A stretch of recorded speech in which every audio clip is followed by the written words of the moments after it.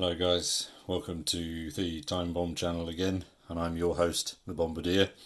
Got another watch review for you today, and as I said in my previous videos, not getting paid for this, purely personal opinion, personal views.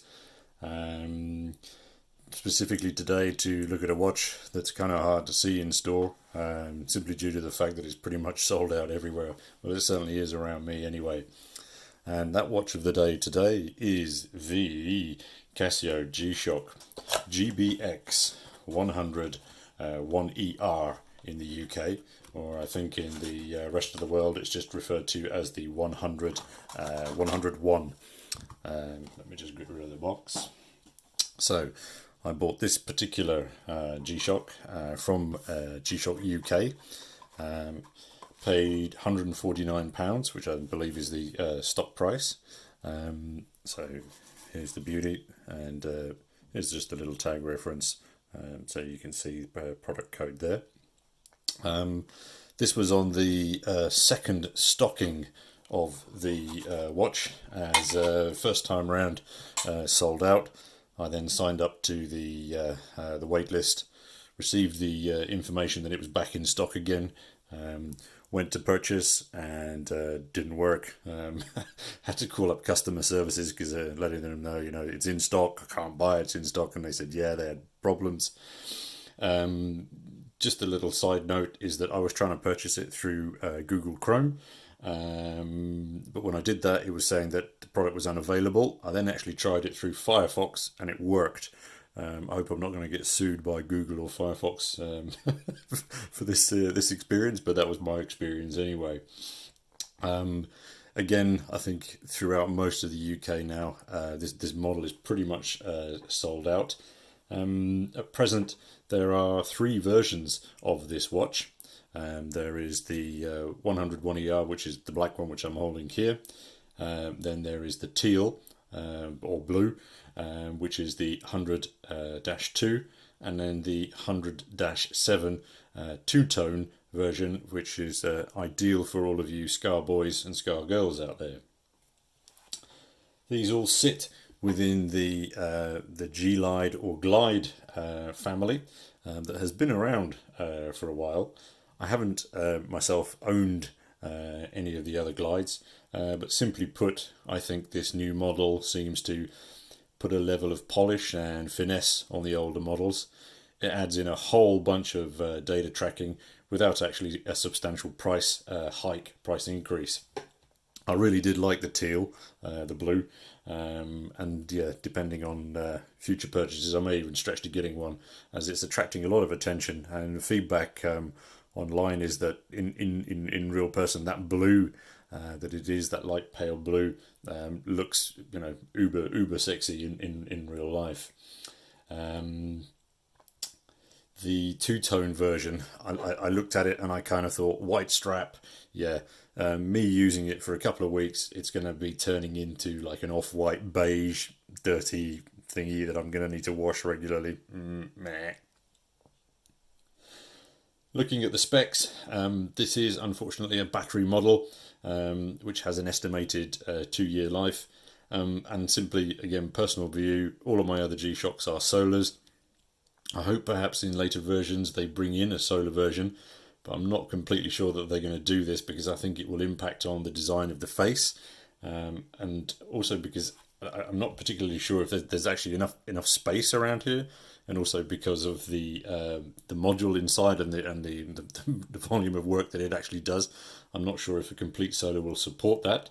But dun dun dun, watch me get completely proved wrong as Casio bring one out in the next few weeks. So the dimensions of the watch are 50.9 by 46 and 14.7 in depth. For me, it's a perfect size, and I think that slight increase in size over the other G-Shock squares has added to the overall visibility of the screen. And let's just pause and check out that screen. The screen is, the screen is why I bought the watch, and that's why I'm going to keep it. The memory in pixel or MIPS or MIPS LCD screen is for me at the top of the list of likes for this watch. Yes, as you can clearly see, it's a negative display, but in the month that I've had this, not once have I used the backlight during the day to read the time. The clarity is exemplary. If you look at it, move it around, you really only just struggle to lose vision when it's beyond flat. I don't know how many other watches you're going to be able to see, so that even there you can see it. It's coming up to here. I mean, what's that? 10-15 degrees. It's pretty solid. If this is the direction that Casio will take with all future releases of their Digi watches, then we are happy punters, as I think we are in for a treat, as it is an update to Digi displays that I think will change the face of digital watches, kind of like when Sabbath changed the face of music forever when they played on top of the pops for the first time. There was rock before that day, but after that, metal had changed forever. Dude. The watch body design is simple, but very stylish, and as I said before, it's slightly bigged up over the previous squares. My apologies, I don't have another square to compare it with, just my old Frogman here, which is an unfair and redundant comparison. The Frogman is nearly 10 years old, so to try and compare the displays between the two of them is unfortunate and unfair and unjust, so I'm not going to do that. So why don't we just spend another couple of seconds looking at that display.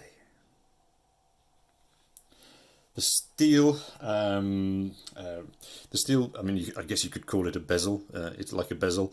It has both brushed and what I would describe as being honed edges. I think uber stylish. I can honestly say though that within a short space of time I'm going to scratch this. Could probably polish it out, but to be perfectly honest with you, I don't mind a few scratches on this. It's a G-Shock after all, not a Tudor. The back plate, just open that up here. So the back plate, simple screw down, so super easy for battery switches, and as yet those little screws have not been yanking out the hairs of my wrist unsurreptitiously, so all good there. The buttons on the side, just make sure we got the right good focus there. Buttons on sides for me are a good size, and they also have a little bit of roughing on them, so yeah, it's a good tactile sense. Let's pop the light, see if we get any. Yep, there we go. You can see the light. The I mean, yeah, uber visibility on that. Via the app, you can actually adjust the amount of time that your light comes on for. I've got it set as the minimum, just as a way of trying to save battery life.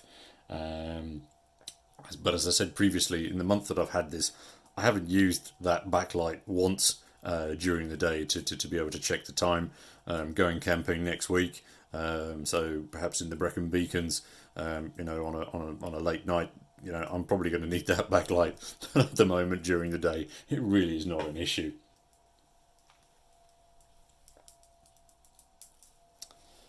So the watch itself then weighs around 66 grams, and I'd say at least 60 of those 66 grams are actually in the body of the watch.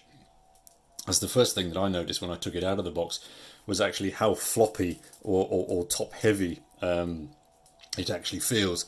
Obviously, yeah, all the important stuff's in there. I think the fact that the strap is so light and soft probably contributes to the aspect of this floppiness. However, once on wrist, this displacement or weight displacement, as it were, simply disappears. Before I pop it on wrist, I just want to show you one other feature. So yeah, within, of course you can't see it. So inside here, inside the keeper, you can just about see it, the reflection of the book. There are two small studs, and it's essentially these contribute. Let me pop it on wrist to show you. These contribute to keeping the watch strap itself, locked into place, which is a nice touch. I think Nixon do that on their Regulus, So as you can see, it sort of really locks that in, doesn't move, it's not shifting around. However, the downside, as you can see there, is that it does leave this bit of a flap sticking out on the outside edge. I kind of prefer my watches to have a couple of millimeters of flap on that outside edge. It can get caught on pockets and things like that. I'm sure it's going to bother a few people. Personally, I don't mind it too much. I can get over that. But yeah, I think consequently, on social media, you can already see a lot of people changing these straps out for other ones. With regards to sizing and fit, as you can see there, so that 14.7 height is not standing off the wrist too much at all, and then sort of depth, lug to lug, and width. I mean, yeah, it's perfect. I'm trying not to look at the dial any longer. How clear is that dial? Oh my god. Anyway, moving on. So the watch itself has full-time smartphone link-up options that gives you a monstrous amount of data, everything from tide points across the world, multiple sites around the world, tide graphs, moon graphs, sunrise times, world times, chrono and alarms. And then, of course, there is the fitness and step tracking data, also to be found within the depths of the data bank.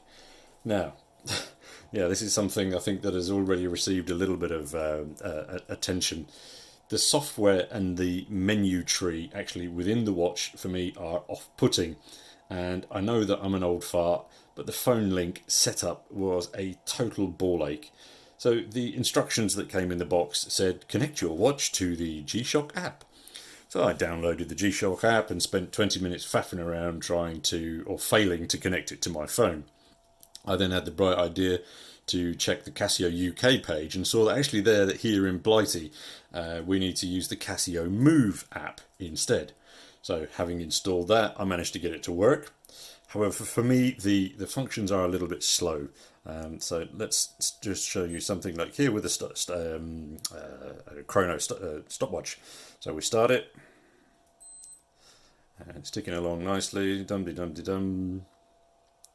4, 5, 6, and let's just stop it there. Okay, so we pause it, and then we've got the option, say for example, to delete it, and we wait, and we wait, and we wait, and it's still thinking.